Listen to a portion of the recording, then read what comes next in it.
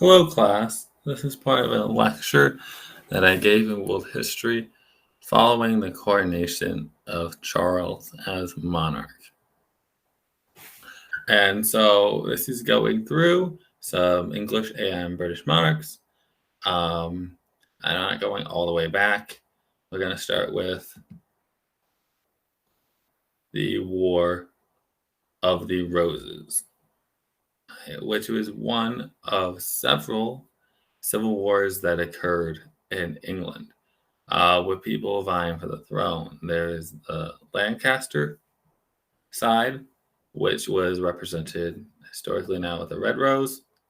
And then there is the York side, which is represented by the white rose.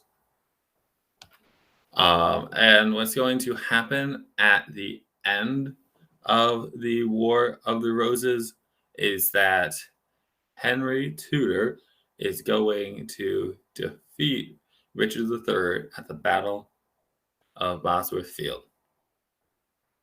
And so he's going to claim the throne by right of conquest. Then he is going to marry Elizabeth of York.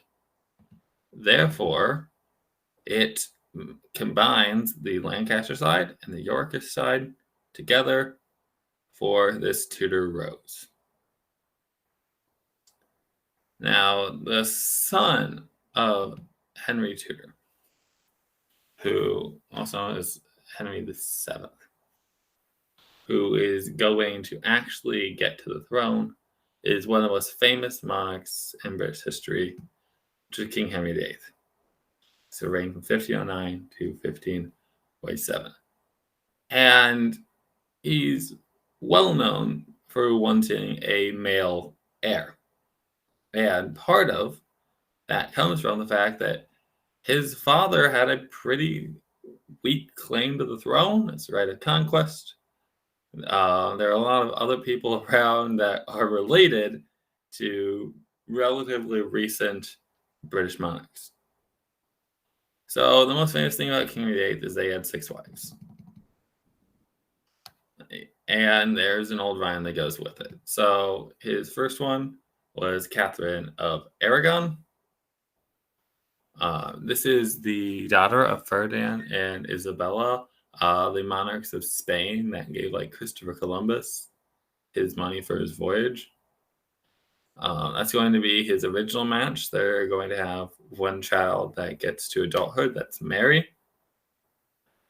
And then he is going to want to divorce her, get an annulment on their marriage. The Pope is not going to allow it. So Henry is going to break from the Catholic Church and start the Church of England with him as the head and try to send England to a Protestant direction. And that is because he is now head over heels for one of the ladies in waiting, Anne Boleyn. So we get divorced. Then Anne Boleyn produces one healthy child, which is going to be Elizabeth. But eventually, she is the recipient of Henry's wrath, and she is going to be beheaded. After which, he is going to marry one of her ladies-in-waiting, Jane Seymour. And she is going to produce to him a son, Edward, but she's going to die right afterwards. So we have died. Now, there's going to be a gap there because Henry seemed to have really loved her, and he's very upset about this. But the king needs a wife, he's told. So he decided to look outside the country. And his advisors think it'd be a good match for him to be with a German princess because there's a lot of Protestants in Germany compared to these Catholic countries. So good political match. So he has people go make sure that Annie Cleves is great. And they say she's the most beautiful girl in the world. And he sees her and he thinks she's the most ugly, disgusting girl in the world. She's not a big fan of him either. So he's going to pretty quickly get a divorce there. So far we have divorced, beheaded, died, another divorced. This leads us to Catherine Howard. And we actually don't know her exact age from when they got married. It's anywhere between 15 and 19. And none of those ages are great, but I think some's worse than the other. And they're going to get married. She's not going to produce him any children. And he's going to accuse her of adultery. Unclear if she actually did. And then he's going to behead her. And then his final wife is Catherine Parr, who's going to see him through his final years as he's incredibly unhealthy and he's gained lots of weight. So goes divorced, beheaded, died, divorced, beheaded, survived. So when Henry dies, he is going to be the new monarch is going to be his son Edward, who's just a teenager, and he's going to reign from 1547 to 1553. And he has had Protestant tutors, and so he is going to actually have a bit more conviction on this and set England towards a Protestant path. However, he is going to die after only 6 years. And so normally it would go to the next female heir that's directly of him, and it would have been Mary. But Edward tries to get his cousin, Lady Jane Grey, on the throne. It's disputed. It's for 9 days. Ultimately, nothing really becomes of it, and his sister Mary takes the throne. And Mary is sometimes called Bloody Mary. And that's a little bit of propaganda, but she does try to put England back to Catholicism and does do some bloody crackdowns on Protestants. And so Mary is going to reign for 5 years until she dies.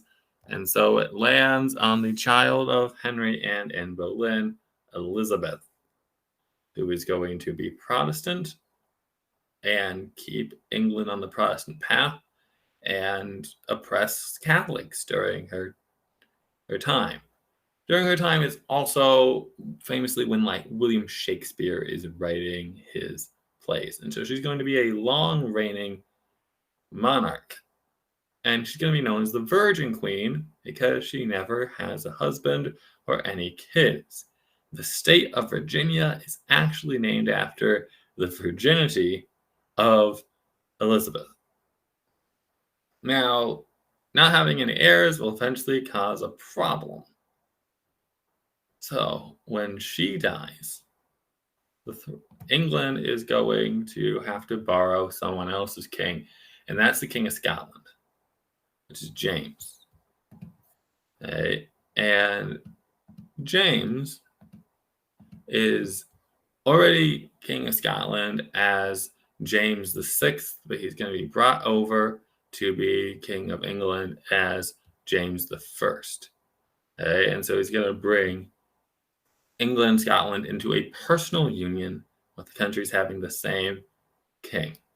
And James is related to the people. So the first king we talked about was King Henry VII, Henry Tudor. His daughter Margaret, through that line, okay, King Henry VIII's sister, is where James comes from. His mother was Mary Queen of Scots. When James dies, the next monarch is going to be Charles. Okay? He's the second son of King James. And Charles is going to have a massive dispute with Parliament. And basically, Parliament is very Protestant and also a lot of Puritans. And Charles marries a Catholic. He has all these ideas that the king should have more power. and Parliament disagrees with it. And so this eventually leads to the English Civil War, in which Parliament raises an army, and then the king raises an army, and they go back and forth. And then there's a time where he gets captured, and they try to just put him back on the throne and say, hey, behave. But then he tries to get Scotland to get in on it. So eventually, he is put on trial for treason, and he is executed. And so England gets rid of their monarchy, and it's replaced with a member of parliament. And one of the generals of the parliamentary army is a guy called Oliver Cromwell. And so he is going to rule over the Commonwealth as Lord Protector. And so they say the monarchy is gone, but you gave a guy with basically unlimited power now in charge. So Cromwell's going to be a military dictator, so to speak. And then when he dies, a position's heralded to his son, which again, sounds very much like a monarchy. But Cromwell's son, Richard, is really not made for this. So England's going to go back to a monarchy, and we get Charles II, who is the son of Charles I. It's a little bit awkward because it was like, yeah, we executed your dad, but we're going to let you, we're going to ask you to come back. Now, he is followed by James, the 2nd of England, or the 7th of Scotland. And he's going to be the last Catholic monarch of England. And he becomes Catholic after his second marriage to a Catholic woman. And that's not such a big deal until they have a kid together, which would mean that the heir to the throne would be Catholic. So Parliament takes it upon themselves to invite William and Mary over to be co-monarchs. So we get the Glorious Revolution, where Mary is already a member of the English royal family. She married into the family in the Netherlands, and they're both Protestant. So we get a bit of co-rulers, William and Mary, until eventually William is going to be the sole ruler. After he dies, it goes to Anne. And Queen Anne tried so hard to produce an heir. She is constantly pregnant and constantly losing those children. It's a very sad thing that's going on. Well, right before her reign, as part of the Glorious Revolution, we get the Act of Settlement. And the Act of Settlement removes any Catholics from the line of succession. So there are a lot of Catholics that have a decent claim to the throne as just a family tree thing. However, no Catholics, so they have to go looking. And they go and they find a somewhat distant cousin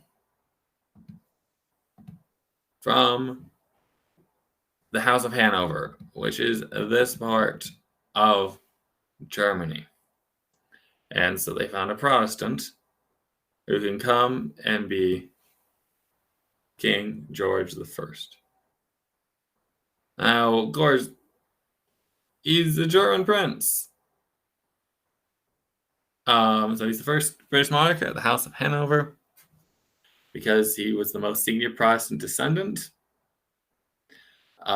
there. But, he doesn't really speak English.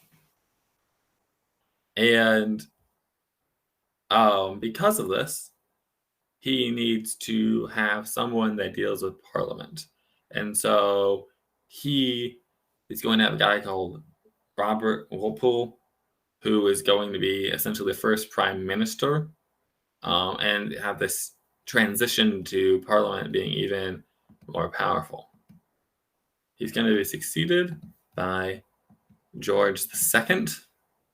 The state of Georgia in the United States is named after George II. And like kind of the little trivia fact that you can have about George II is the Battle of Dettingen.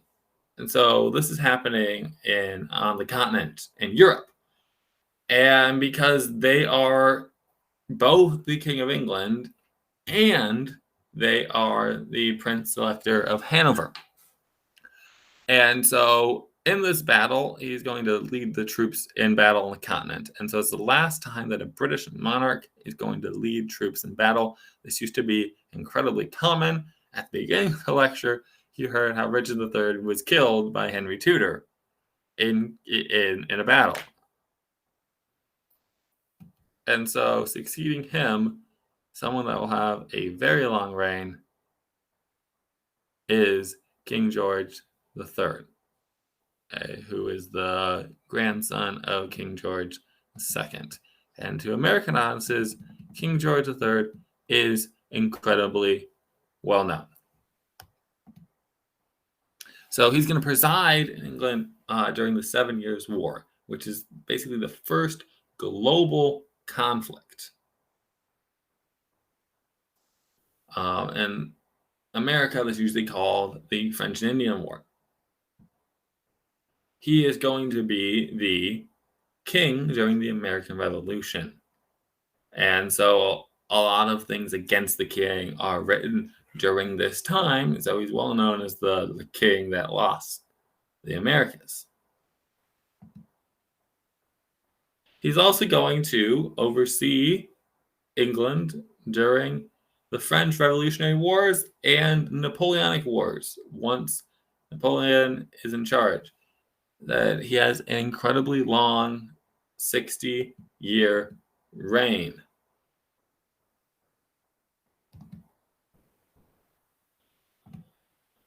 During his time, England is going to abolish the slave trade. And if he needed anything else to be known for, he had some very well-known mental health issues. So lots of things about the madness of King George. I'm not going to specifically speculate about his issues. Some people have said it was bipolar disorder. He went through periods of time in which he was very level-headed and times where he was completely out of it. So to American audiences, mostly known for losing the colonies, but obviously a lot more going on during his reign. Now, he'd been going for a long time. So he is going to be succeeded by George IV. George IV is succeeded by his brother, William IV, who is going to break this long line of Georges.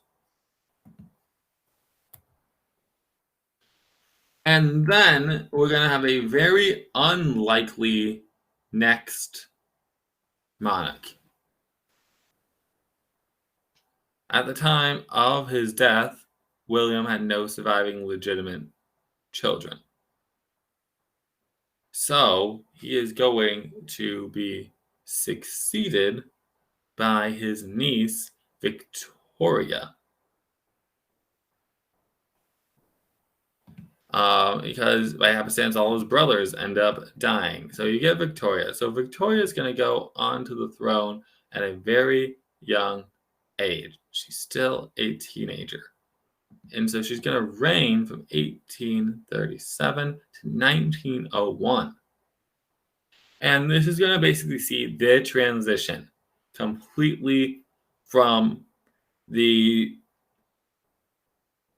British monarch having power to being a figurehead. So is the thing, it's the bedchamber crisis. And without getting into complete specifics, this is the last time that a monarch really exercised power over Parliament. It had to do with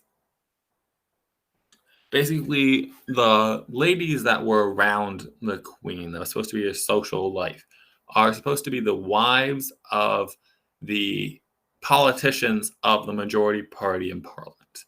And when there's a new prime minister coming in, they're supposed to get new friends. She liked her old friends. She didn't want to change. It's caused a big embarrassment. And so she prevented a new prime minister at this time. It's the last time something like that occurred. Victoria is known as the grandmother of Europe. She had a ton of kids on her own with her cousin Albert, and she specifically married them off to kind of strategic spots in the royal families across Europe. So the world is completely different by the time that she dies in 1901, and she's succeeded by her youngest son, Bertie, who's going to take the name Edward. Okay, and so we'll get like the Edwardian era. He's not going to reign too long because he had to wait so long to come there. And he is succeeded by his son, King George V. King George V is going to oversee England, the United Kingdom, during World War I. And he dies in 1936.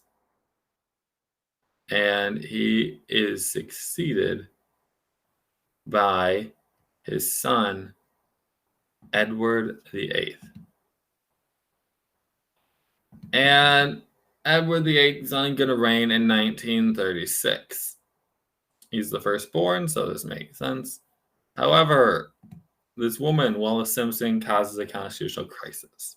She's an American woman who has been twice divorced, and her husbands are still alive. The Church of England doesn't recognize divorce, which is a bit of irony given how King Henry VIII started this all. But Edward agrees to abdicate rather than